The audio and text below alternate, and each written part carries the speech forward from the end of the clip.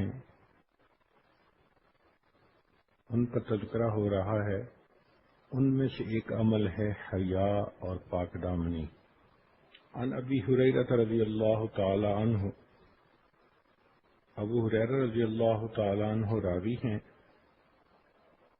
کہ رسول اللہ صلی اللہ علیہ وسلم نے ارشاد فرمایا، الحیاء من الایمان، کہ حیا ایمان میں سے ہے، والایمان فی الجنہ، اور ایمان جنت میں جانے کا سبب ہے۔ کنز العمال کی روایت ہے۔ اور ایک دوسری حدیث میں ہے کہ جس مرد کو کوئی عورت اپنی طرف متوجہ کرنے کی کوشش کرے اور وہ جواب دے انی اخاف اللہ، میں اللہ سے ڈرتا ہوں، اللہ تعالیٰ اس کو قیامت کے دن اپنے عرش کا سایہ عطا فرمائیں گے۔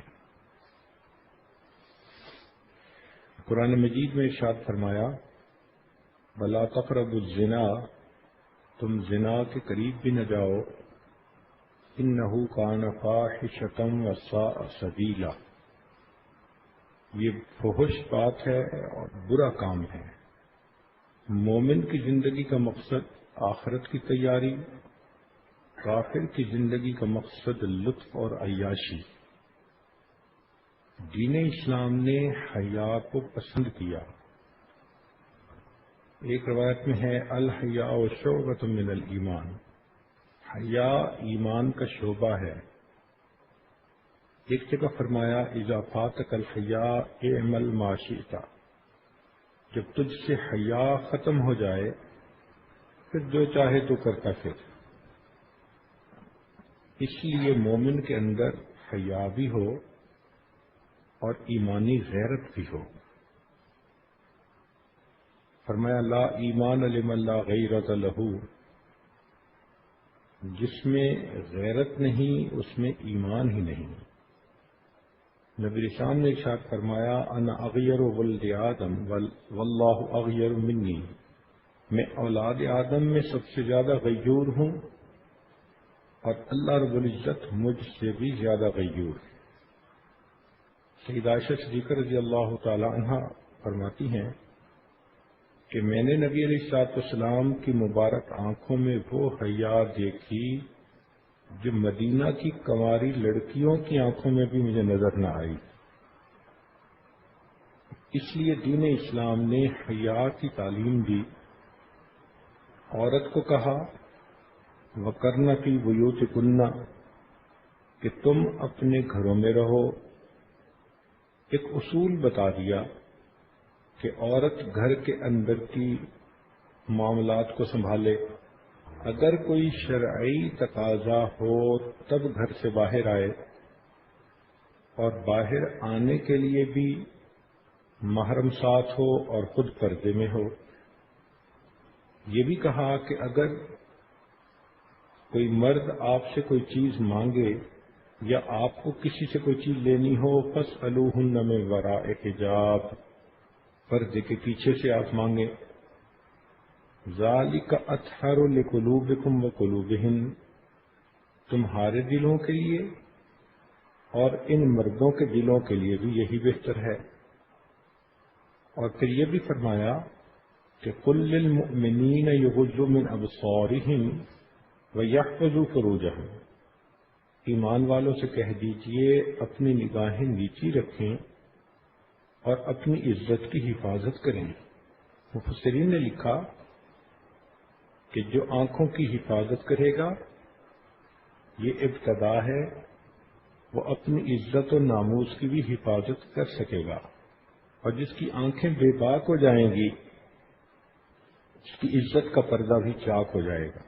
اسی لیے اللہ تعالیٰ نے آنکھ کا پردہ چھوٹا بنایا تاکہ غیر محرم سامنے آئے تو جلدی بند ہو سکے۔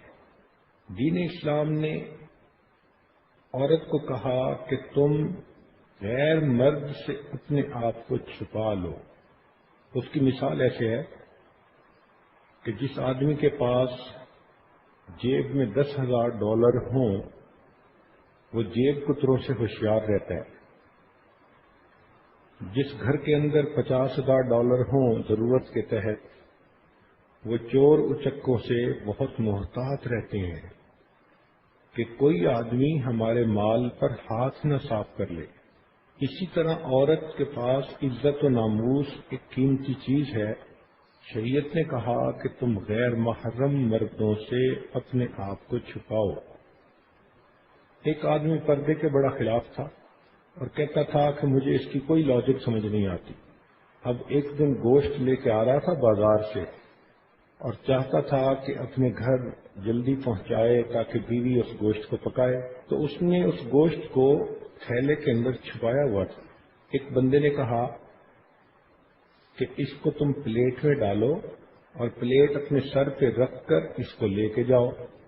کہنے لگا کیوں؟ اگر میں نے ایسا کیا تو کوے اور پرندے میرے اس گوشت کو اچک کے لے جائیں گے۔ اس نے کہا 1 کلو کے گوشت کی اتنی فکر ہے، اور یہ جو تمہارا 70 کلو کا گوشت ہے تمہاری بیوی یہ بے پردہ باہر پھرے گی تو اس کو کوے نہیں اچک کے لے جائیں گے۔ تو تب اس کو بات سمجھ میں آئی کہ دنیا کا دستور ہے کہ قیمتی چیز کو چھپا کے رکھا جاتا ہے۔ عورتیں اپنے دلوں میں جھانک کے دیکھیں، ان کا ایک ہوتا ہے جیولری باکس جس میں یہ اپنے زیورات رکھتی ہیں۔ کبھی انہوں نے اس کو ڈرائنگ روم میں لا کے رکھا کہ جی اس کو چھپا کے رکھنے کی کیا ضرورت ہے؟ ان کو اچھی طرح پتا ہوتا ہے کام کرنے والے مرد عورتیں جس کی بھی نظر جیولری پہ پڑے گی سب اس کو چوری کریں گے۔ تو اگر سونا چاندی مال ہم دوسروں سے چھپا کے رکھتے ہیں صرف اس لیے کہ اس کو چوری نہ کیا جا سکے، تو عورت کو بھی شریعت نے کہا کہ تم اپنے آپ کو غیر مرد سے چھپا کے رکھو تاکہ تمہارے اوپر تمہاری عزت پر حملہ نہ کیا جا سکے۔ شریعت نے کہا کہ عورتیں اپنے بالوں کو بھی ایسی جگہ نہ ڈالیں جہاں پر غیر محرم اسے دیکھ سکے۔ عورت ایسے برتن میں نہ کھائے جس میں غیر محرم مرد نے کھایا ہو۔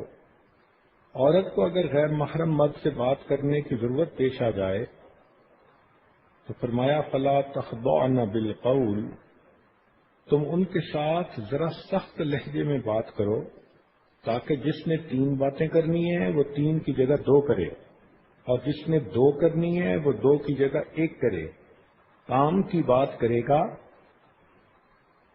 اور اگر تم اپنی آواز میں نرمی پیدا کرو گی تو پھر فَيَطْمَعَ الَّذِي فِي قَلْبِهِ مَرَضٌ، اس بندے کے دل کے اندر مرض پیدا ہوگی، وہ چاہے گا کہ تمہیں دیکھے اور پھر دیکھنے کے بعد چاہے گا کہ تمہیں اپنے پاس رکھے،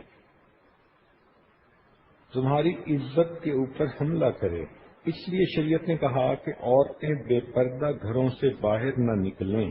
اگر راستے میں چلنا ہو تو درمیان میں نہ چلیں، سائڈ پہ چلیں، چلنے کا انداز مناسب ہو، پھیلنے والی خوشبو نہ لگائیں۔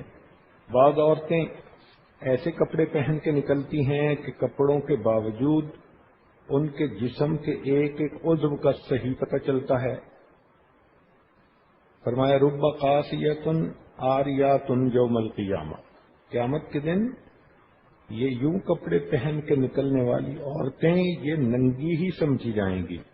اسی لیے قیامت کے دن بے پردہ عورت کو فرشتے بے لباس ننگا کر کے جہنم میں ڈالیں گے، یہ صرف اس کے اس گناہ کی وجہ سے اس کو سزا ملے گی۔ حدیث پاک میں ہے کہ بے پردہ عورت جب تک گھر نہ لوٹ کر آئے اللہ کے فرشتے اس پر لعنت کرتے رہتے ہیں۔ گھر کے اندر رہے تو رشتہ دار جو غیر محرم ہیں ان سے بھی اپنے آپ کو چھپائے، حتیٰ کہ اگر محرم رشتہ دار ہوں مگر فاسق و فاجر ہوں تو شریعت نے کہا تم ان سے بھی بچ کے رہو، ایسے کاموں سے بچو جو تمہیں بے پردہ ہونے پہ مجبور کریں۔ موسیقی کو شریعت نے اس لیے منع کیا کہ حدیث پاک میں آتا ہے کہ موسیقی انسان کے اندر زنا کی خواہش کو اس طرح پیدا کرتی ہے جس طرح بارش کے برسنے سے زمین کے اندر سبزے کی پیداوار ہوتی ہے. حضرت عبداللہ ابن ام مکتوم نابینا تھے، وہ گھر میں تشریف لائے نبی علیہ السلام کے، تو نبی علیہ السلام نے اپنی ازواج مطہرات سے فرمایا کہ تم اس سے پردہ کرو. انہوں نے کہا اے اللہ کے نبی، وہ تو نابینا ہے. فرمایا وہ تو نابینا ہے، تم تو نابینا نہیں ہو نا. شادی شدہ عورت کو کہا کہ تم اپنے خامد کی تنہائی کی باتیں دوسروں کو مت بتاؤ. شریعت نے حکم دیا کہ جب بھی لڑکی کے جوڑ کا خامد مل جائے تو نکاح کرنے میں جلدی کرو. تو اب ان تمام باتوں سے یہ بات سمجھ میں آتی ہے کہ دین اسلام نے حیا کو پسند کیا اور عورت کو کہا کہ تم اپنی عزت و ناموس کی حفاظت رکھو. اب اس چیز کی گہرائی میں ذرا جائیں کہ آخر شریعت نے یہ پابندی کیوں لگائی. اس کی وجہ یہ ہے کہ شریعت نے ہمیشہ کمزور کا خیال رکھا. عورت کی ہمیشہ شریعت نے فیور کی، اس کو پروٹیکشن دی، عورت کو فیور دی تاکہ اس کی مجبوری، اس کی کمزوری سے فائدہ اٹھا کر کوئی اس کو کھلونا نہ بنا سکے. شریعت نے مرد کو کہا کہ تم کسی عورت کو قریب کرنا چاہتے ہو تو تم اسے بیوی کی حیثیت سے قریب کر سکتے ہو. بیوی کی حیثیت سے تمہیں مجمع کے اندر نکاح کرنا پڑے گا، حق مہر دینا پڑے گا. اپنے گھر میں رکھو گے تو اس کو نان نفقہ دینا پڑے گا، اس کی ضروریات پوری کرنی پڑیں گی. اگر اس کی اولاد ہوئی تو اولاد کی بھی پرورش کرنی پڑے گی. اور جب تم مرو گے تو تمہاری میراث میں اس عورت کا حصہ ہوگا. اب دیکھیے شریعت نے اس عورت کو کتنی پروٹیکشن دی تاکہ عورت زندگی میں کبھی بھی بے سہارا نہ بنے. اس لیے شریعت نے عورت کو پوری زندگی کمانے کا حکم نہیں دیا. یہ بیٹی ہے تو باپ کے ذریعے اس کی نان نفقہ، بہن ہے تو بھائی کے ذریعے، بیوی ہے تو خامد کے ذمے، ماں ہے تو اولاد کے ذمے. اس لیے کہ اگر شریعت عورت کو کہتی کہ تم کماؤ اور کھاؤ تو اس بیچاری کو تو پھر لوگوں کی منتیں کرنی پڑتی کہ مجھے جاب دے دیجیے، اپنے باس کو خوش رکھنا پڑتا، اور صاف ظاہر ہے کہ لوگ اس کی مجبوری سے فائدہ اٹھاتے. تو دین اسلام کا یہ حسن ہے کہ اس نے عورت کو مجبور نہیں ہونے دیا. مرد کو کہا کہ تم عورت کو قریب کرنا چاہتے ہو تو اس کی ذمہ داری اٹھاؤ. چنانچہ جس ماحول میں نکاح کا قانون نہیں، وہاں پر اگر آپ دیکھیں تو عورت اس قدر مظلومہ ہے کہ واقعات سن سن کر حیرانی ہوتی ہے. کفر کے معاشرے میں ازدواجی زندگی کا تصور ہی ختم ہوتا جا رہا ہے، اس لیے کہ وہاں ڈائیورس ریٹ ہی 90% سے زیادہ. تو اب وہاں کے مردوں نے عورتوں سے لیو ٹوگیدر والا کام شروع کر دیا. 1 مہینہ اس کے ساتھ رہ رہے ہیں، پھر اپنا بریف کیس اٹھایا دوسرے کے ساتھ، پھر تیسری کے ساتھ. مجھے ایک مرتبہ یورپ کے ایک کالج میں بیان کرنے کا موقع ملا تو مجھ سے کسی نے سوال کیا جی کہ اسلام 4 شادیوں کی اجازت کیوں دیتا ہے. میں نے اس سے کاؤنٹر کوشچن کیا کہ آپ یہ بتاؤ کہ آپ کے ماحول میں ایک نوجوان شادی کرنے سے پہلے کتنی لڑکیوں کے ساتھ جسمانی تعلق قائم کرتا ہے. بڑی کلاس کے سامنے اس لڑکے نے ہنس کر کہا کہ ناٹ لیس دین 100. اب آپ سوچئے کہ جس ماحول میں شادی کرنے سے پہلے 100 سے زیادہ لڑکیوں کے ساتھ وہ جسمانی تعلق قائم کرتا ہے اور پھر اگر شادی کرتا بھی ہے تو ڈائیورس ریٹ مور دین 90% ہے، تو وہاں تو عورت کھلونا بن گئی. چنانچہ جتنی مجبور اور بے سہارا عورت اس ماحول میں ہے، ترس آتا ہے، حیرت ہوتی ہے۔ اپنے ساتھ جو واقعات پیش آئے وہ سناتا ہوں تاکہ بات پکی ہو۔ ایک انجینئر صاحب تھے، پروجیکٹ کے لیے اپنے ملک سے آئے تو دسترخوان پہ کھانا کھاتے ہوئے ایک انجینئر نے اس سے مذاق کیا کہ تمہیں تو 1 مہینہ ہو گیا، بتاؤ پیچھے بیوی کا کیا حال ہے؟ تو اس نے مسکرا کے اسے جواب دیا کہ womens are like buses, if you miss one take another one, کہ عورتوں کی مثال بسوں کی مانند ہے، ایک مس ہو جائے تو تم پھر دوسری لے لیا کرو۔ اب جہاں مرد کی سائیکی یہ ہو کہ عورت کی یہ ویلیو ہے، آپ سوچیں وہاں عورت کس قدر مظلومہ اور بے سہارا ہوگی۔ ایک انگریز انجینئر کے ساتھ کام کرنے کا موقع ملا، اس کی عمر 52 سال تھی۔ کام کے دوران وہ مجھ سے پوچھنے لگا کہ آپ کے کتنے بچے ہیں؟ میں نے بتایا کہ اتنے۔ پھر پوچھا کہ آپ کے کتنے بچے ہیں؟ کہنے لگا نہیں میرا تو کوئی بھی نہیں، میں نے شادی بھی نہیں کی۔ اب وہ مینیجریل رینک کا بندہ، لکھا پڑھا سمجھدار ریسپانسبل آدمی تھا۔ حیران ہو کے میں نے پوچھا کہ آپ نے شادی کیوں نہیں کی؟ اس نے آگے سے جواب دیا کہ if you can find milk in the market you don't need to have a cow in your house, کہ اگر آپ کو مارکیٹ میں دودھ آسانی سے مل سکتا ہے تو گھر میں گائے پالنے کی آپ کو کیا ضرورت ہے۔ جس ماحول میں بیوی کا تصور یہ ہو، عورت کا تصور مرد کے اندر یہ ہو، تو آپ سوچیں کہ وہاں عورت کا کیا حال ہوگا۔ چنانچہ اس کفر کے ماحول میں 30 سال کی عمر تک تو عورت کے بڑے چاہنے والے، مگر یہ چاہنے والے صرف اس کی جسم سے فائدہ اٹھانا چاہتے ہیں، اس کو یوز کرنا چاہتے ہیں۔ چند دن ایک استعمال کرتا ہے، پھر جی بھر گیا تو دوسری کی طرف، یہ بیچاری کسی دوسرے کو ڈھونڈتی پھرتی ہے۔ اسی لیے کفر کے ماحول میں ہر نوجوان لڑکی شام کو بن سنور کے ڈانسنگ ہال میں جاتی ہے اور وہاں ڈانس کرتی ہے، اور اس کے دوران کوئی مرد اس کے ساتھ ملتا ہے۔ ایک نے چھوڑ دیا تو دوسرے کو ڈھونڈا، تیسرے کو ڈھونڈا۔ پھر جب عورت کی عمر ڈھلنے کی ہو جاتی ہے تو اس وقت اس کی حالت قابل رحم ہوتی ہے، اس کو دیکھنے والا کوئی نہیں ہوتا۔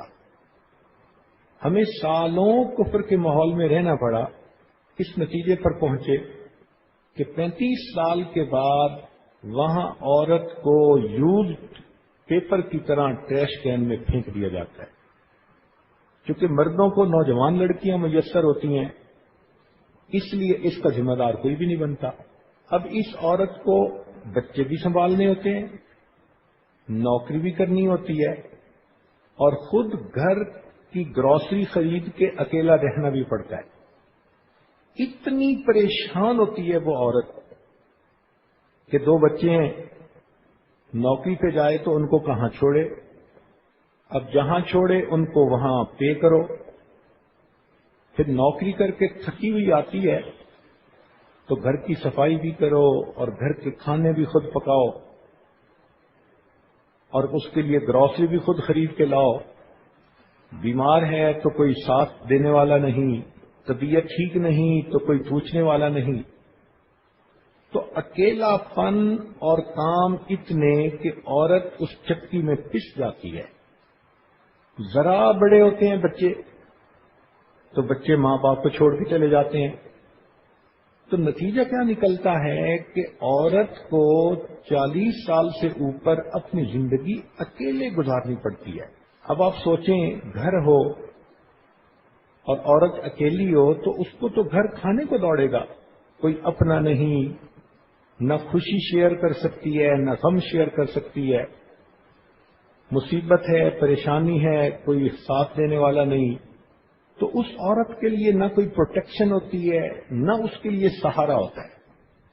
چنانچہ کفر کے ماحول میں اولڈ ایج ہاؤسز بنا دیے جاتے ہیں. ایسی بے سہارا عورتیں وہاں جاتی ہیں، وہاں سارے ہی بوڑھے، اور یہ باقی زندگی وہاں گزارتی ہے. امریکہ میں ایک دفعہ سفر کرتے ہوئے ایک انگریز عورت نے آ کر پوچھا کہ آپ مسلمان ہیں؟ کہا جی. کہنے لگی میں نے سنا ہے کہ مسلمان وعدے کے بڑے پکے ہوتے ہیں. کہا جی. کہنے لگی آپ میرے ساتھ وعدہ کرتے ہو؟ پوچھا کیا وعدہ؟ کہنے لگی کہ میں اپنے گھر میں رہتی ہوں اور اکیلی ہوتی ہوں. میرے 3 بچے ہیں لیکن سب جوان ہو گئے اور وہ مجھے چھوڑ کے چلے گئے. خامن نے بہت پہلے چھوڑ دیا تھا. اب اکیلا رہ رہ کے میں نفسیاتی مریضہ بن گئی ہوں. آپ میرے اوپر یہ احسان کریں، وعدہ کریں، اب جہاں کہیں بھی ہوں آپ مجھے 1 منٹ کے لیے ٹیلی فون کر کے صرف یہ پوچھ لیا کریں کہ آپ خیریت سے ہیں. پوچھا کہ آخر کیوں؟ اس نے کہا کہ مجھے سارے دن انتظار رہے گی کہ کسی کا فون آئے گا اور وہ مجھ سے اتنا پوچھے گا کہ ہاؤ آر یو، آپ کیسی ہیں. آپ اندازہ کیجئے کہ عورت اتنے سے لفظ سننے کے لیے ترس رہی ہے. اس کی اولاد بھی ہے، اس کو کہنے والا کوئی نہیں، فیملی سسٹم وہاں ہے نہیں. اب اس عورت کا اندازہ لگائیں کہ جو پورا سال اپنے بچوں کی شکل نہیں دیکھ سکتی. چنانچہ ایک عورت نے بیٹے پہ مقدمہ کیا کہ میرا شوہر نے مجھے چھوڑ دیا، یہ جوان بیٹا میرے ساتھ رہتا ہے، اس نے کتا پالا ہوا ہے، یہ کتے کو کھلاتا ہے، پلاتا ہے، لے کے جاتا ہے سیر کے لیے، 3 گھنٹے یہ کتے کے ساتھ گزارتا ہے. میں اس کی ماں ہوں اور یہ 5 منٹ کے لیے میرے پاس نہیں آتا. عدالت میرے بچے کو کہے کہ روزانہ 5 منٹ مجھے چہرہ دکھا دیا کرے. آخر میں ماں ہوں. عدالت نے مقامی قانون کے تحت فیصلہ کیا کہ بچے کی عمر چونکہ 16 سال سے زیادہ ہو گئی، لہذا ماں اس کے لیے ذمہ داری نہیں. اگر ماں کو پریشانی ہے تو وہ اولڈ ایج ہاؤس میں چلی جائے. رہ گئی بات کتے کی، تو چونکہ اس بچے نے کتے کو پالا لہذا 3 گھنٹے لگیں یا 5 گھنٹے لگیں، اس کو کتے کی خدمت کرنی پڑے گی. اب جس ماحول میں کتے کی خدمت تو بچے کی ذمہ داری بنتی ہے اور ماں کی خدمت بچے کی ذمہ داری نہیں بنتی، گویا دوسرے لفظوں میں اس ماحول میں ماں کی حیثیت کتیا کسی بھی نہیں ہے. یہ اصل وجہ ہے کہ دین اسلام نے حیا کو کیوں پسند کیا. فرمایا کہ تم عورت کو قریب کرنا چاہتے ہو تو ذمہ داری اٹھاؤ، اسے اون کرو. چنانچہ ہمارے ماحول میں جب شادی ہوتی ہے تو خامد اپنی بیوی کی تمام ذمہ داریوں کو پورا کرتا ہے. پھر اولاد ہوتی ہے تو اولاد کے خرچے خود اٹھاتا ہے، اور اولاد کو شریعت نے کہا کہ تم ماں باپ کی خدمت کرو. ہمارے ماحول میں عورت جتنی بوڑھی ہوتی ہے گھر میں اس کی اہمیت بڑھتی جاتی ہے. شریعت نے کہا الجنت تحت اقدام امہاتکم، جنت تمہاری ماں کے قدموں کے نیچے. اب سوچئے کہ ایک دین اسلام ہے جس نے عورت کو بڑھاپے کے اندر بھی ایسی عزت دی کہ کہا بچوں کو کہ اس کی خدمت کرو گے تو اس کے قدموں کے نیچے تمہیں جنت ملے گی. ماں کی دعا، جنت کی ہوا. ایک ماحول تو عورت کو یہ عزتیں بخش رہا ہے، ایک ماحول تو یہ کہہ رہا ہے خامد کو کہ تم اپنی بیوی کو دیکھ کر مسکراؤ گے تو اللہ رب العزت تمہیں دیکھ کر مسکرائیں گے. سوچئے عورت کو کیا عزت مل رہی ہے، کیا شان مل رہی ہے، کیا مقام مل رہا ہے. شکل کی بنیاد پر عورت کی عزت وہ تو 30-35 سال تک کوئی کرے گا. 30-35 سال کے بعد عورت کی جسمانیت وہ نہیں رہتی جو کنوارے پن میں ہوتی ہے. تو اب کیا اس عورت کا کوئی غمخوار نہیں ہونا چاہیے، اس عورت کا ذمہ دار کوئی نہیں ہونا چاہیے. وہ عورت کیا بے سہارا بن گئی؟ کیا جیتے جاگتے وہ قبر میں چلی جائے؟ آخر وہ کیا کرے، کہاں جائے؟ تو یہ دو زندگی گزارنے کے نظام ہیں، ایک کفر کا نظام جو بے حیائی کو پسند کرتا ہے، ایک دین اسلام کا نظام جو حیا کو پسند کرتا ہے۔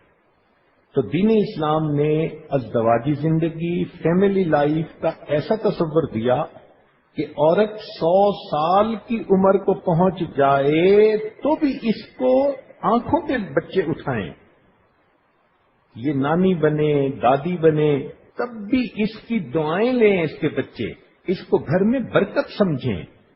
تو اب سوچئے اس ماحول میں عورت کو کیا عزتیں ملی، اور کفر کا ماحول جہاں 30 سال کے بعد اب اس کو پوچھنے والا کوئی نہیں ہوتا۔ تو شریعت پہ قربان جائیں کہ اس نے عورت کی کمزوری کو دیکھتے ہوئے کیا طریقہ زندگی سمجھایا کہ جس میں عورت کو عزتیں ملتی ہیں، پروٹیکشن ملتا ہے، خوشیاں ملتی ہیں۔ لہذا ہم اللہ کا شکر ادا کرتے ہیں کہ اللہ نے ہمیں ایمان اسلام کی توفیق عطا فرمائی۔ اب دین اسلام کا جو طریقہ زندگی ہے اس کو خوشی سے اپنانا چاہیے، اس میں عورت کا اپنا فائدہ ہے۔ چنانچہ دین نے کہا کہ عورت کنواری ہے یا شادی شدہ، یہ اپنے عزت و ناموس کی حفاظت کرے۔ اگر یہ زنا سے بچے گی تو اللہ کی مقرب بندی، اور اگر بے حیائی کے کام میں پڑے گی تو سزا کی مستحق ہوگی۔ اب یہاں ایک اصول کی بات اور بھی سوچیں۔ شریعت نے قرآن مجید میں چوری کا تذکرہ کیا تو فرمایا والسارق والسارقۃ فاقطعوا ایدیہما، چور مرد اور چور عورت، ان کو چوری کی سزا تم ایسے دو۔ اور جہاں زنا کا تذکرہ آیا شریعت نے کہا الزانیۃ والزانی، زنا کروانے والی عورت اور زنا کرنے والا مرد۔ یہاں عورت کا تذکرہ پہلے کیا، وجہ کیا تھی کہ مرد کی مردانگی سے یہ بعید ہے کہ وہ چوری کرے، وہاں اس کا تذکرہ پہلے، اور عورت کی حیا سے یہ بعید ہے کہ وہ زنا کی مرتکب ہو، اس لیے زنا کے معاملے میں مین کردار عورت کا ہوتا ہے۔ چنانچہ عورت اگر مضبوط ہو اور وہ کسی غیر مرد کو اپنے قریب نہ آنے دے تو کوشش کے باوجود بھی غیر مرد اس کے قریب نہیں آ سکتا۔ زنا ہوتا ہی تب ہے جب عورت خود اندر سے کمزور ہوتی ہے اور ڈھیلی پڑ جاتی ہے۔ تو شریعت نے کہا کہ مرد کو بھی حیا کرنا چاہیے، لیکن عورت سے حیا اور زیادہ بہتر ہے، کیونکہ اس کی فطرت میں عورت نے شرم اور حیا رکھ دی۔ تو اس لیے شریعت نے کہا کہ زنا کبیرہ گناہ ہے، فرمایا کہ غیر مرد کو دیکھنا آنکھوں کا زنا، اس سے باتیں کرنا کانوں کا زنا، ہاتھ لگانا ہاتھ کا زنا، اور اپنی سیکشول ضرورت کو پورا کرنا یہ مکمل زنا۔ تو شریعت نے ان تمام چیزوں سے منع کر دیا، اور اسی میں ہمارا فائدہ اور اسی میں ہماری نجات ہے کہ ہم شریعت کے حکم کے مطابق اپنی زندگی گزاریں۔ اب جب کفر نے یہ دیکھا کہ مسلمانوں کے اندر تو فیملی لائف بڑی مضبوط ہے، اور 100 سال کی بھی عورت ہو جائے تو اس کو گھر میں عزت ملتی ہے، VIP بن کے رہتی ہے، اس نے کہا کہ عورت کو گھر سے نکالو۔ چنانچہ گھر سے نکالنے کی لاجک کیا بنائی کہ جی عورت کو مرد کے کندھوں سے کندھے ملا کے کام کرنے چاہیے۔ تو عورت کو انہوں نے جاب دی تو کون سی؟ کہیں پر جہاز میں کھانے پیش کر رہی ہے، خادمہ والا کام ہی ہے نا، کہیں دفتروں میں سیکٹری بن کے بیٹھی ہے، تو کام بھی ملے تو اس کو معمولی ڈیسیژن میکنگ جتنی بڑی جابز ہوتی ہیں، مینیجریل جابز ہوتی ہیں، سب مردوں کے پاس۔ تو گھر سے بھی باہر نکالا اور اس کو وہ مقام بھی نہ دیا۔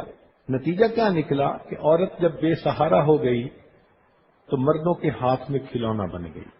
شریعت نے کہا کہ نہیں، عورت بے جان نہیں، اس کے احساسات ہیں، یہ جاندار ہے، اس کو عزت ملنی چاہیے۔ شریعت نے کہا کہ یہاں مسلمان ماحول میں کنواری ہے تو ماں باپ کے گھر پہ رہے، اور اگر شادی ہو گئی تو اب خامند اس کی ذمہ داری کو قبول کرے۔ سبحان اللہ، کیا عزت والی زندگی ہے۔ چنانچہ دین اسلام نے ایسے تمام کاموں سے منع کیا جس میں کہ کوئی مرد کسی عورت کی عزت پہ حملہ کر سکے۔ پردے کا حکم دیا، دور رہنے کا حکم دیا، بات کرتے ہوئے سخت لہجے میں بات کرنے کا حکم دیا، تو تمام وہ احکام دے دیے جس سے کہ کوئی دل میں روگ رکھنے والا مرد اپنے برے ارادوں کو پورا نہ کر سکے۔ اب نوجوان مسلمان بچیوں کو بھی چاہیے کہ شریعت کی ان باتوں پر عمل کریں۔ کفر نے مسلمان بچیوں کے اندر بے حیائی پیدا کرنے کے لیے بڑی کوششیں کی، چنانچہ اس نے ٹیکنالوجی کو یوز کیا۔ ایک وقت تھا جب صرف ریڈیو ہوا کرتا تھا، لوگ سمجھتے تھے کہ جی ریڈیو کے اوپر جو گانے ہوتے ہیں یہ بے حیائی پھیلاتے ہیں۔ پھر اس کے بعد ٹیپ آ گئی۔ ٹیپ کا یہ مصیبت کہ جو گانا کسی کو پسند وہ 100 دفعہ سنے، 200 دفعہ سنے۔ لوگوں نے کہا جی بہت بری چیز آ گئی، ٹیپ آ گئی۔ پھر ٹیپ کے بعد ٹیلی ویژن آ گیا کہ غیر محرم عورت کی تصویر سکرین پر نظر آنے لگی، تو لوگوں نے کہا جی یہ بہت بری چیز ہے ٹی وی۔ پھر ٹی وی کے ساتھ ایسی چیز آ گئی کہ جس میں وی سی آر میں فلموں کی کیسٹیں گھروں میں ہو گئیں کہ جب چاہے جو چاہے تم فلم دیکھو۔ لوگوں نے کہا جی کہ وی سی آر تو بہت بری چیز ہے، تو کفر نے اس کے بعد پھر کمپیوٹر کے اوپر انٹرنیٹ کا تصور دے دیا۔ اب انٹرنیٹ جب آیا تو پھر کہا گیا جی اب تو بے حیائی کی حد ہو گئی۔ نوجوان بچی گھر میں بیٹھ کے غیر مردوں کے ساتھ میسیجز کرتی ہے، ای میل آتی ہیں، تو کفر نے انٹرنیٹ کے اوپر ویڈیو کا سلسلہ بھی شروع کر دیا کہ تاکہ عورت کی تصویر مرد دیکھے اور مرد کی تصویر عورت دیکھے۔ تو لوگوں نے کہا جی اب تو بے حیائی کی انتہا ہو گئی۔ پھر جب کام آگے بڑھا تو اللہ تعالی کی شان کہ تاریخ انسانیت میں اتنی نقصان دہ چیز شیطان کے ہاتھ میں کبھی نہیں آئی جتنی اب اس کے ہاتھ میں آ گئی، اور اس کا نام ہے سیل فون۔ اسی لیے یہ آج سیل فون کو ہیل فون کہتا ہے کہ یہ اکثر نوجوانوں کو جہنم میں لے جانے کا سبب ہوگا۔ ایسی مصیبت ہے، ہوتا بھی چھوٹا سا ہے، چھپانا بھی آسان۔ اور اب تو اگر بچی کو ماں باپ سیل فون نہیں لے کے دیتے تو جنہوں نے ان سے تعلق قائم کرنا ہوتا ہے وہ سیل فون بھی دیتے ہیں، سم بھی دے دیتے ہیں، اور اس میں چارجنگ کے پیسے بھی وہ خود بھرتے ہیں۔ اب دیکھیں کفر نے بے حیائی کے لیے آسانیاں کتنی کر دی۔ لڑکی کو خود کچھ بھی کرنے کی ضرورت نہیں، صرف اپنے پاس اس کو چھپا کے رکھنا ہے۔ اس کے اندر جو بیلنس ہے وہ بھی کوئی اور بھر رہا ہے، اور یہ گھنٹوں باتیں کر رہی ہے۔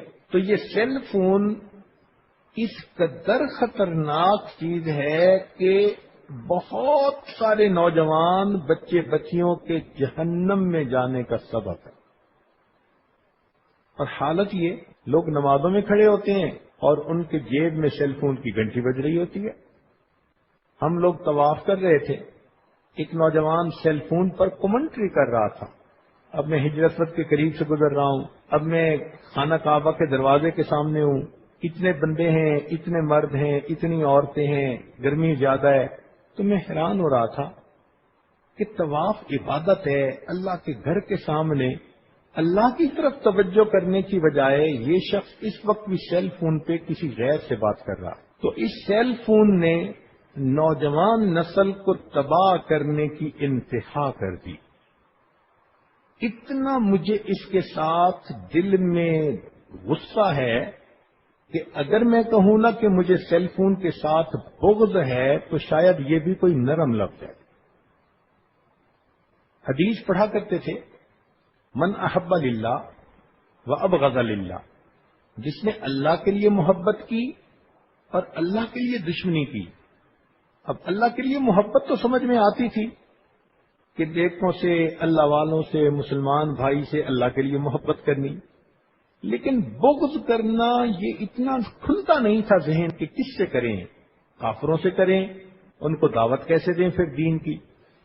اب سمجھ میں بات آئی کہ یہ سیل فون ایک ایسی چیز ہے کہ اللہ کے لیے اس کے ساتھ دشمنی ہے اور بغض ہے۔ جی یہ چاہتا ہے کہ مسلمان علماء کو چاہیے کہ نوجوان بچیوں کے پاس فون ہاتھ میں رکھنا اس کو منع ہی کر دیا جائے۔ دیکھیں، شراب کو شریعت نے حرام کہا اور لاجک کیا دی، وَإِسْمُهُمَا أَكْبَرُ مِن نَفْعِهِمَا، اس کے فائدے تھوڑے، اس کا نقصان زیادہ۔ علماء نے ٹی وی کو حرام کہا، لاجک کیا دی، اس کے فائدے تھوڑے، اس کے نقصان زیادہ۔ تو سمجھ میں بات تو یہی آتی ہے کہ سیل فون پر بھی یہی علت حکم کی لاگو ہوتی ہے، اس کے فائدے تھوڑے، اس کا نقصان زیادہ۔ وہ نوجوان بچی جو پاک دامنی کی زندگی گزارتی تھی، اب رات کی تنہائی میں ایک غیر نوجوان لڑکا اس کے ساتھ سیکشول باتیں کر رہا ہے، تو وہ تو اس کے جسم کی آگ کو بھڑکا دے گا نا۔ نوجوان بچی کے جسم میں آگ لگ جائے گی، نتیجہ کیا نکلے گا؟ گناہ کرنے کو جی چاہے گا، اور ماں باپ کو عورتیں، بچیاں پتہ بھی نہیں چلنے دیتی۔ چنانچہ ہمارے سامنے ایسی مثالیں آئیں کہ 3 سال سے لڑکی نے اپنے پاس سیل فون رکھا ہوا تھا، لڑکے سے دوستی تھی اور ماں باپ کو پتہ ہی نہیں تھا۔ لڑکیاں اپنی پڑھائی کے بہانے اپنے کمرے الگ لے لیتی ہیں۔ یہ ایک بہت بڑی غلطی ہے آج کے دور میں ماں باپ کے لیے کہ نوجوان کنواری بچی اور بچوں کو الگ الگ کمرے میں ٹھہرا دیا جائے۔ وہ کنڈی لگا لیتی ہے اور پھر یا تو انٹرنیٹ پہ بیٹھتی ہے یا پھر سیل فون کے ساتھ 5-5 گھنٹے غیر مرد سے باتیں کرتی ہے۔ یوں محسوس ہوتا ہے کہ شادی شدہ عورت اپنے خاوند کے ساتھ اتنی لمبی باتیں نہیں کرتی جتنی باتیں کنواری لڑکی ایک کنوارے مرد کے ساتھ کر رہی ہوتی ہے۔ نتیجہ کیا نکلتا ہے کہ چند دنوں میں اس کے دل کی حالت برباد ہو جاتی ہے۔ وہ لڑکی ہو کر چاہتی ہے کہ اسے گناہ کا موقع ملے، تو مرد اس سے فائدہ اٹھاتے ہیں، پہلے دوستیاں لگاتے ہیں، اور جب وہ لڑکی کہتی ہے جی شادی کریں، کہتے ہیں میری امی نہیں مانتی، میرے ابو نہیں مانتے، دعا کرو، میں بھی نفلیں پڑھ رہا ہوں، میں بھی دعا کروا رہا ہوں۔ یہ سب ڈرامہ ہوتا ہے، اصل میں اس کا نفس نہیں چاہتا۔ اصول کی بات یاد رکھیں کہ مرد کی سائیکی یہ ہوتی ہے کہ جس لڑکی نے کنوارے پن میں میرے ساتھ دوستی کر لی، جب یہ میری بیوی بنے گی تو یہ غیر مردوں کے ساتھ بھی تو دوستی کر سکے گی، عادت تو ہے نا اسے، تو وہ بیوی کے طور پر اسے قبول نہیں کرنا چاہتا۔ اور اگر کہیں شادی کر بھی لے مجبور ہو کر، ساری عمر اس لڑکی پہ شک کرتا ہے۔ اس بیوی کا کیا حال ہوگا کہ ساری عمر خاوند جس کے بارے میں شک میں ہی رہے کہ یہ میری غیر موجودگی میں کسی دوسرے مرد سے بات تو نہیں کرتی، کیا عزت ہوگی اس بچی کی؟ اس لیے ٹیلی فون پہ غیر محرم مردوں سے باتیں کرنا ہر حال میں اس میں لڑکی کے لیے نقصان ہے، اس سے بچنا چاہیے۔ ماں باپ کو چاہیے کہ نوجوان بچیوں کے یا بچوں کے جو کمرے ہوں اس میں کنڈی ہی نہ لگائیں، اور ان کو کہیں کہ ہم جب مناسب سمجھیں گے ہم بغیر اطلاع کے آپ کے کمرے میں آ سکیں گے۔ بچی کے کمرے میں ماں کو ہر وقت جانے کی اجازت ہونی چاہیے، لڑکے کے کمرے میں باپ کو ہر وقت جانے کی اجازت ہونی چاہیے۔ پھر دیکھیں یہ کیسے سیدھے ہو کے رہتے ہیں۔ ان کو ماں باپ کو واچ کرنا چاہیے اور سیل فون ان کے ہاتھ میں نہیں دینا چاہیے۔ شیطان ذہن میں ڈالتا ہے، اور جی بچی اسکول جاتی ہے تو آنا جانا لانا ہوتا ہے، تو وہ بتا سکے کہ میں کہاں پہ ہوں۔ وہ ماں باپ کو تو کم بتائے گی، وہ کسی دوسرے کو زیادہ بتائے گی کہ میں کہاں پہ ہوں، آؤ اور مجھے جہاں چاہے وہاں لے جاؤ۔ اتنی برائی بڑھ گئی ہے اس سیل فون کی وجہ سے کہ الامان اور والحفیظ، جیسے گھر میں چھری پڑی ہوتی ہے تو اس کو ہاتھ میں پکڑتے ہوئے بندے کے دل میں احساس ہوتا ہے کہ یہ نقصان دینے والی چیز ہے، احتیاط سے پکڑو کہیں جسم کو نقصان نہ پہنچے۔ سیل فون اس سے بھی زیادہ برا، اس کو ہاتھ لگاتے ہوئے ڈرا کریں کہ یہ مجھے جہنم میں گرانے کے لیے ایک شیطان کا اسلحہ ہے، شیطان کا آلہ ہے، اور اس کو میں نے ہاتھ میں پکڑا تو میری جہنم کی ٹکٹ کٹ گئی۔ اس لیے اس سے بچنے کی ضرورت ہے، جتنا بچ سکیں، خاص طور پر کنواری بچیاں۔ گھر میں بھی اگر باہر سے کال آئے تو کئی گھروں میں کنواری بچی کو کہتے ہیں فون اٹینڈ کرو، غلط بات، ایسا نہیں ہونا چاہیے۔ بڑی عمر کی عورتیں جواب دیں اگر ضرورت پڑے، مرد موجود ہے تو مرد جواب دے۔ کنواری بچی کو تو فون اٹھانے کی اجازت ہی نہیں ہونی چاہیے، کیونکہ ان وانٹڈ قسم کی کالز آتی ہیں، اور نوجوان جب دیکھتے ہیں کہ دوسری سائڈ پہ کوئی جوان لڑکی بول رہی ہے تو اس سے دوستی لگانے کی کوشش کرتے ہیں۔ تو ان چیزوں کا ہمیں خیال رکھنا چاہیے۔ شریعت نے اسی لیے پہلے تو حکم دیا کہ تم اپنے آپ کو گناہ سے بچاؤ، اور پھر کہا کہ اگر گناہ کرو گے تو سزا بھی بہت بڑی۔ اللہ اکبر۔ چنانچہ زنا کی سزا دنیا میں بھی اور زنا کی سزا آخرت میں بھی۔ دنیا میں کیسے؟ کہ دنیا میں جو عورت زنا کرے گی اس کا قصاص ہے۔ قصاص کا کیا مطلب؟ کہ اس کی اولاد میں سے اس کی کوئی نہ کوئی بیٹی ضرور زنا کی مرتکب ہوگی۔ جو مرد زنا کرے گا اس کی اولاد میں سے کوئی نہ کوئی زنا کا مرتکب ہوگا۔ چنانچہ حدیث مبارکہ میں ہے کہ جو شخص زنا کرے گا اس کے گھر کے کسی نہ کسی فرد سے زنا کیا جائے گا، اگرچہ گھر کی دیواروں کے ساتھ کیوں نہ ہو۔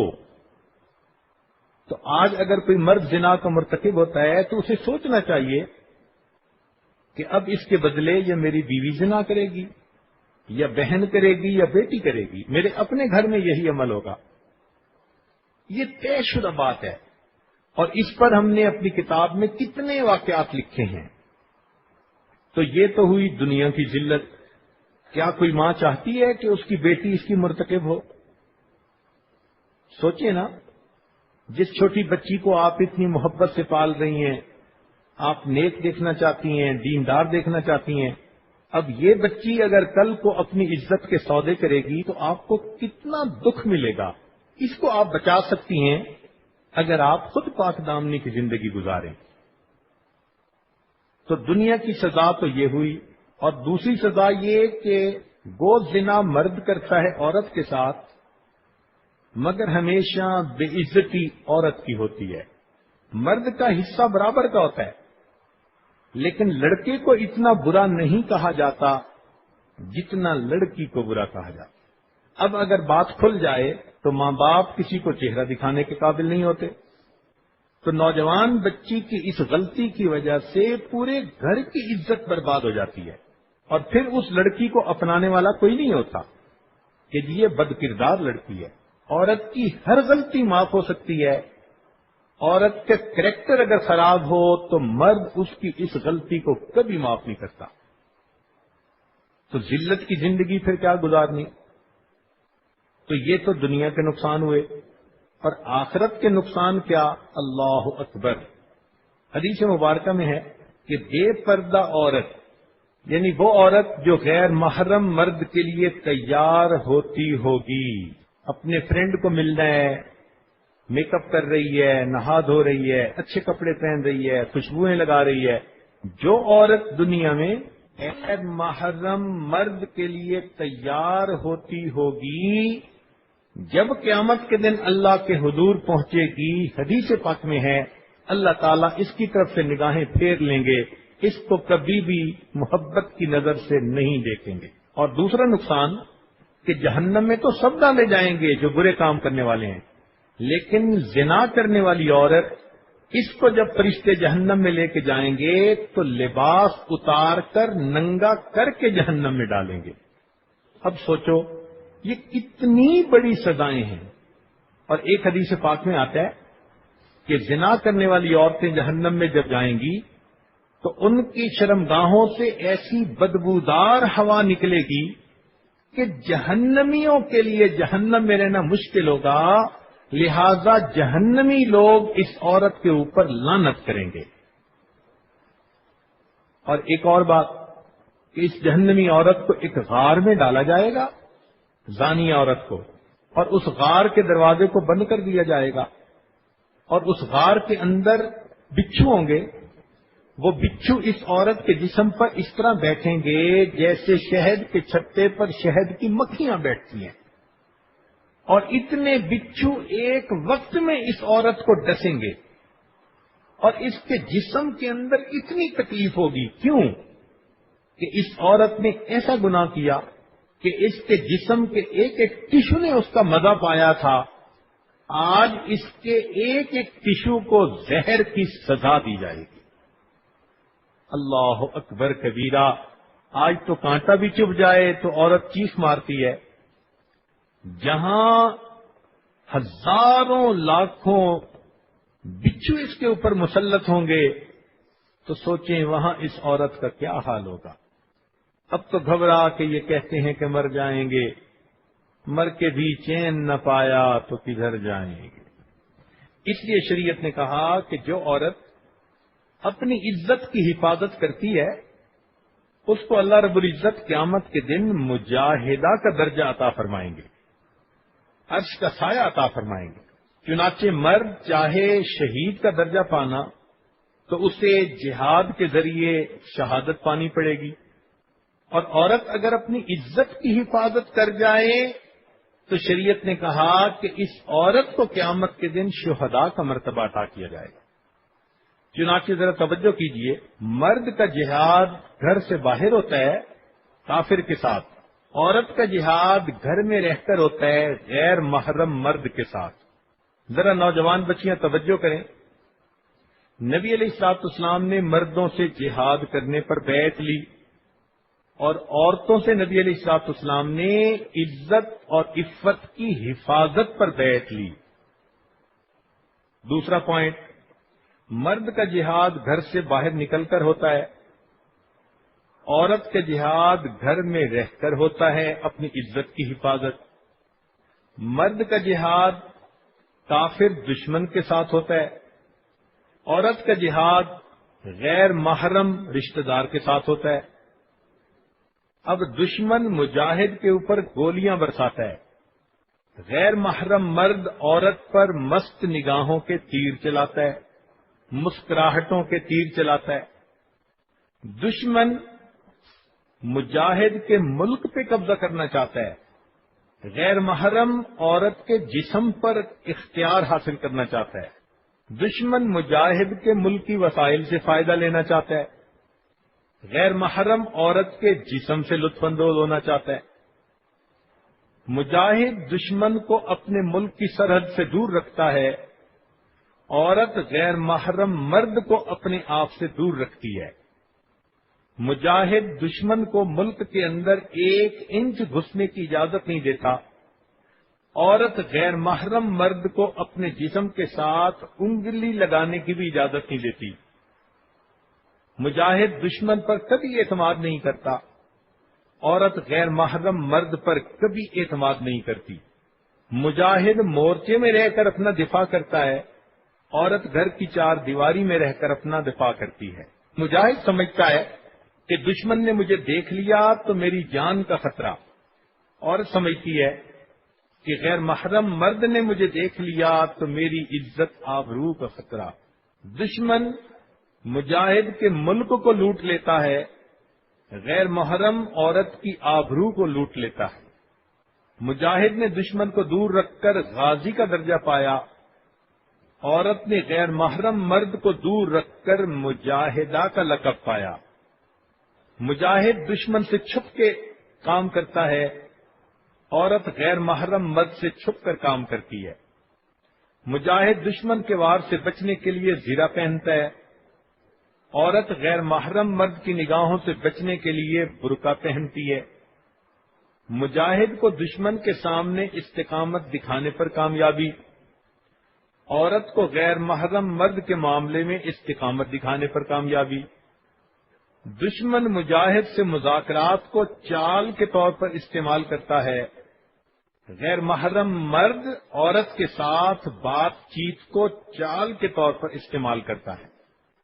دشمن مجاہد کے ملک میں جاسوس بھیجتا ہے، غیر محرم مرد عورت کی طرف میسیجز بھیجتا ہے۔ دشمن مجاہد کے راستے میں بارودی سرنگیں بچھا کر کامیاب، غیر محرم مرد عورت کی طرف گفٹ بھیج کر اس کے راستے میں رکاوٹیں ڈالتا ہے، دینداری کے راستے میں۔ مجاہد کو دن رات سرحد کا پہرا دے کر اجر ملتا ہے، عورت کو دن رات غیر محرم مرد سے محتاط رہنے پر اجر ملتا ہے۔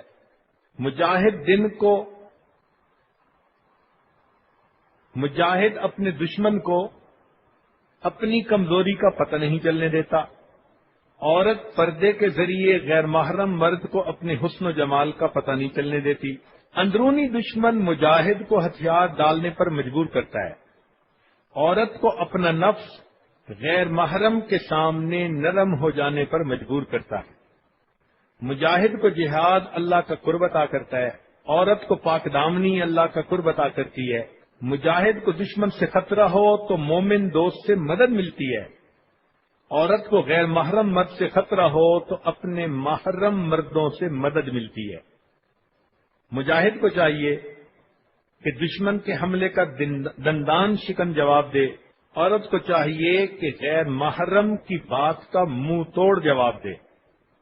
مجاہد کو اپنے ملک کی حفاظت کرنے سے محبت ہوتی ہے، عورت کو اپنی عزت و ناموس کی حفاظت کرنے سے محبت ہوتی ہے۔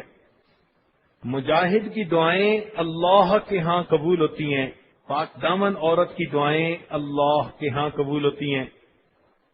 مجاہد کو اندرونی دشمن سے زیادہ خطرہ ہوتا ہے، عورت کو رشتہ دار غیر محرم سے زیادہ خطرہ ہوتا ہے۔ مجاہد ملک کی حفاظت کرتے مرا تو شہید ہوگا، عورت اپنی عزت کی حفاظت کرتے مری تو شہید ہوگی۔ مجاہد کو چاہیے کہ اپنی کامیابی کے لیے اللہ سے دعا مانگے، عورت کو چاہیے اپنی عزت و ناموس کی حفاظت کے لیے اپنے اللہ سے دعا مانگے۔ تو یہ 30 پوائنٹ ہیں کہ جس طرح مرد کو جہاد پر اللہ نے اجر دیا، عورت گھر رہتے ہوئے اگر اپنی عزت کی حفاظت کرے تو اللہ تعالیٰ اس کو بھی قیامت کے دن مجاہدہ کا رتبہ عطا فرمائیں گے۔ لہذا یہ وہ گناہ ہے کہ جس سے اپنے آپ کو بچانا چاہیے۔ لمحوں نے خطائیں کی، صدیوں نے سزا پائی، چند لمحوں کی خطا کی خاطر ہمیشہ کے لیے جہنم میں جلنا، یہ کہاں کی عقل مندی ہے؟ اس لیے بچیوں کو چاہیے کہ وہ چٹان بن جائیں۔ دیکھیں جو ہلکی چیزیں ہوتی ہیں وہ پانی کے ساتھ بہہ جاتی ہیں، پتا ہے، کاغذ ہے، لکڑی ہے، یہ پانی کے ساتھ بہتی ہیں۔ جو چٹانیں ہوتی ہیں وہ پانی کے ساتھ بہتی نہیں ہیں، وہ تو پانی کا رخ موڑتی ہیں۔ تو عورت کو چاہیے کہ چٹان بن جائے، کوئی ان کو گناہ کی طرف مائل کرنا بھی چاہے تو وہ اس کے رخ کو موڑ دیں۔ یاد کرتا ہے زمانہ ان انسانوں کو، روک دیتے ہیں جو بڑھتے ہوئے طوفانوں کو۔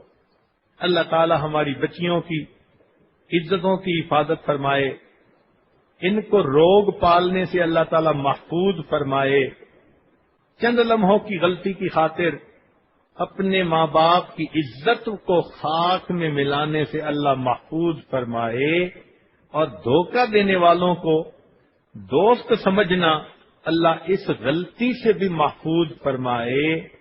اس کا ایک آسان طریقہ کہ عورت ذکر اذکار کرے، عبادات کرے، اپنے دل و دماغ کو گناہوں سے بچا کر اللہ کی طرف لگائے۔ کل سے یہ پیغام آ رہے ہیں کہ بہت ساری بچیاں چاہتی ہیں کہ توبہ طائب ہوں، رمضان مبارک کے ان اوقات میں اپنے اللہ سے پچھلے گناہوں کی معافی مانگیں۔ اور آئندہ نیکوکاری کی زندگی گزارنے کا عہد اور ارادہ کریں تاکہ جنت میں اپنے اللہ سے گھر بنوا سکیں۔ حیا ایمان کا حصہ ہے اور ایمان بندے کو جنت میں لے جاتا ہے۔ چنانچہ جو بچیاں اس وقت توبہ طائب ہونا چاہتی ہیں ان کو توبہ کے کلمات پڑھائے جائیں گے۔ توجہ کے ساتھ سنیے۔ الحمد للہ وکفی وسلام علی عبادہ الذین اصطفی، اما بعد۔ یہ توبہ کے کلمات سچے دل کے ساتھ پیچھے پیچھے پڑھتی جائیے۔ بسم اللہ الرحمن الرحیم۔ لا الہ الا اللہ محمد الرسول اللہ، آمنت باللہ وملائکتہ وکتبہ ورسلہ والیوم الآخر والقدر خیرہ وشرہ من اللہ تعالی والبعث بعد الموت، آمنت باللہ کما ہوا باسمائہ وصفاتہ وقبلت جمیع احکامہ اقرار باللسان وتصدیق بالقلب، اشہد ان لا الہ الا اللہ واشہد ان محمدا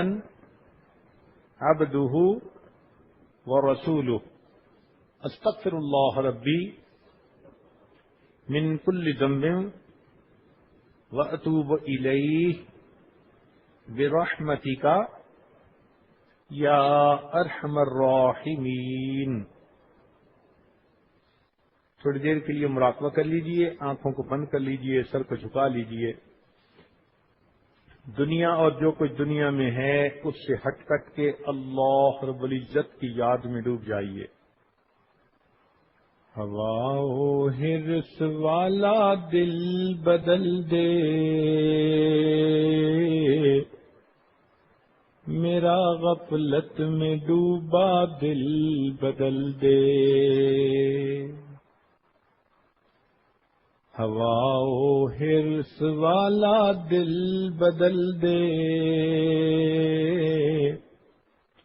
میرا غفلت میں ڈوبا دل بدل دے۔ بدل دے دل کی دنیا، دل بدل دے، خدایا فضل فرما دل بدل دے۔ گنہگاری میں کب تک عمر کاٹوں، گنہگاری میں کب تک عمر کاٹوں،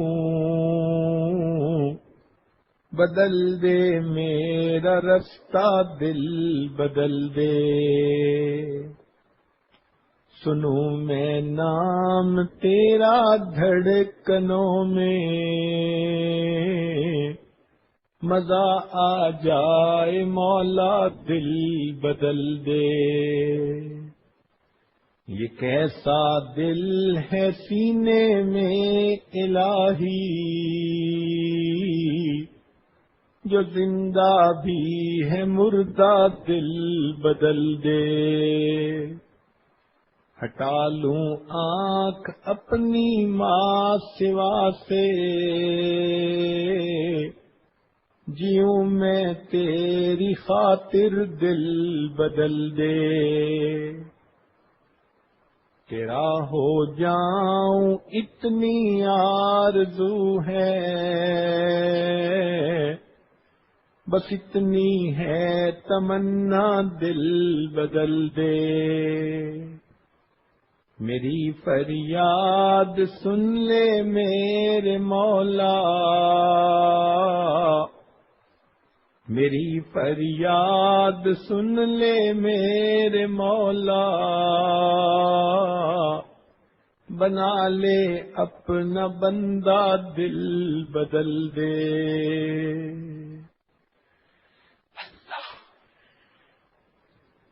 لا الہ الا اللہ محمد الرسول اللہ. دعا کر لیجئے.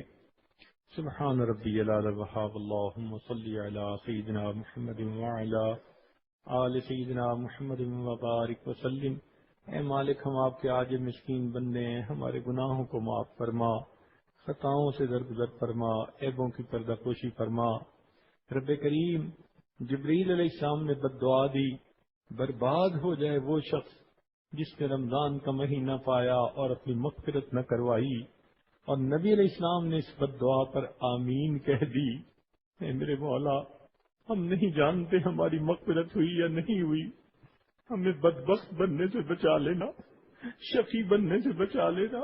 میرے مولا، ہمیں جہنم سے محفوظ فرما دینا، اپنی پسندیدہ جگہ جنت عطا فرما دینا. اے اللہ، رمضان کا تھوڑا سا وقت باقی رہ گیا، رب کریم ہم اس کا اکرام نہ کر سکے جیسے کرنا چاہیے تھا. اے اللہ، ہماری اس کوتاہی کو معاف کر دیجیے، ہمیں اس سے فائدہ اٹھانے کی توفیق عطا فرمائیے. اے مولا، آج سچی توبہ کرنا چاہتے ہیں.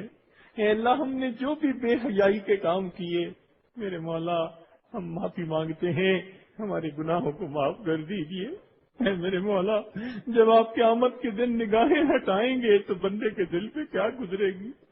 اے اللہ، جس عورت کو آپ بے پردہ کر کے جہنم میں پھینکوائیں گے اس کی کتنی ذلت ہوگی. اے اللہ، مہربانی فرما دیجیے، رحمت کا معاملہ فرمائیے. میرے مولا، جو بھی گناہ ہم نے کیے معاف فرما دیجیے. آئندہ پرہیزگاری کی زندگی عطا فرمائیے، نیکی پاک دامنی کی زندگی عطا فرمائیے. اے اللہ، بیماروں کو شفا عطا فرما، بے اولادوں کو نیک اولاد عطا فرما. اے اللہ، جو جوان کنواری بچیاں گھروں میں ہیں ان کو نیک، دیندار اور قدردان لوگوں کا رشتہ نصیب فرما. اللہ، بے قدروں سے محفوظ فرما. اللہ، بے قدروں سے محفوظ فرما. میرے مولا، بے قدروں سے محفوظ فرما. جو شادی شدہ عورتیں ہیں اللہ ان کو گھروں میں عزتیں نصیب فرما، خامدوں کے دلوں میں محبتیں نصیب فرما. میرے مولا، ان کے خامدوں کو نیکوکاری کی زندگی نصیب فرما، ان کے خامدوں کو غیر لڑکیوں کے ساتھ الجھنے سے محفوظ فرما. میرے مولا، حرز کے حلال عطا فرما، صدق کے مقال عطا فرما. اے اللہ، جو بے پردہ زندگی گزار رہی ہیں ان بچیوں کے لیے پردہ کے ساتھ زندگی گزارنا آسان فرما، جو رکاوٹیں ہیں ان کو دور فرما. ربنا تقبل منا انک انت السمیع العلیم تب علینا انک انت التواب الرحیم. صلی اللہ تعالی علی حبیبہ سیدنا محمد وآلہ واصحابہ اجمعین برحمتک یا ارحم الراحمین.